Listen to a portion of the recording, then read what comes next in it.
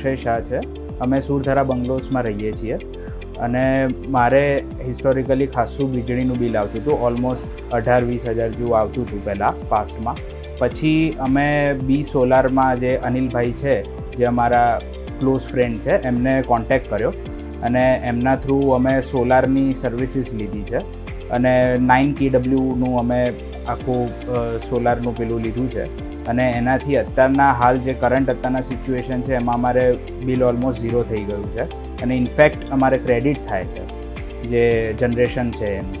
એટલે અને એમની સર્વિસીસ બહુ જ સારી છે. આફ્ટર સેલ સર્વિસીસ બી બ્રિલિયન્ટ છે અને ખાસી ટાઈમ અમને મદદમાં બી ક્યારે બી કોલ કરીએ મદદમાં આવી જ જાય છે.